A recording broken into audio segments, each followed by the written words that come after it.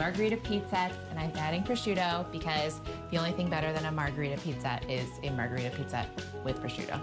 I've got my dough here, and I'll divide it into 8 pieces, which will make perfect little personal pizzas.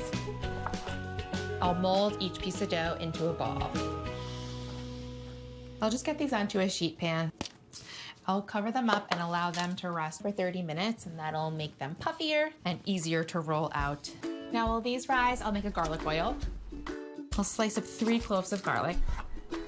I'll heat up 6 tablespoons of olive oil and plop in my garlic, along with some crushed red pepper for some heat. And this just needs to heat gently for a couple of minutes so the oil can infuse with those delicious flavors.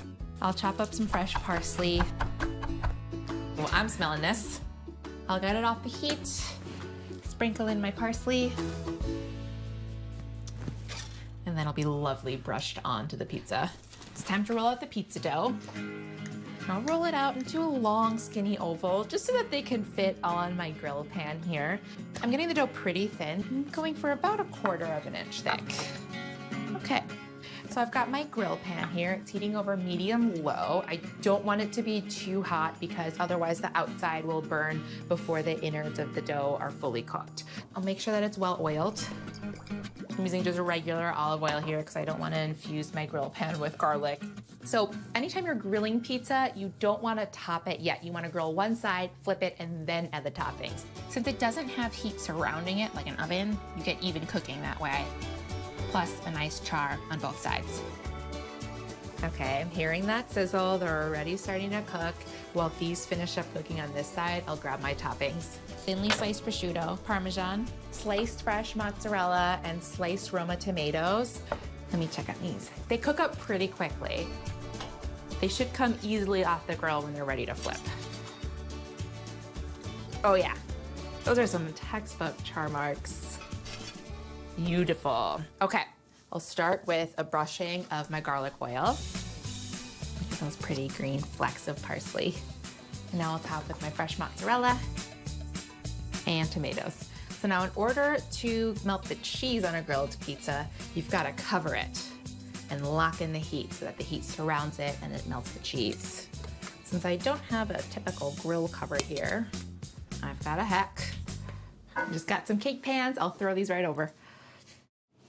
There we go. All right, and now we'll continue to let this go for a few more minutes until the cheese is melty and the bottom of the pizzas have those same beautiful char marks that are on the top. Hi, this one's chatty.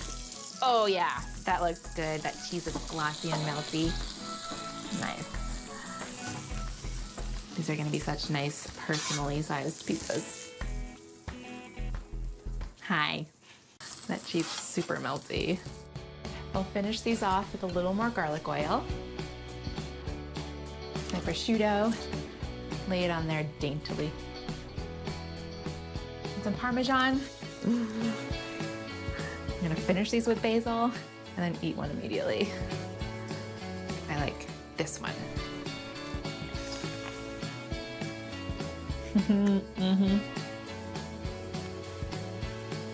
Oh yeah. All of the deliciousness of margherita pizza with the added saltiness of prosciutto and those char marks. Yum.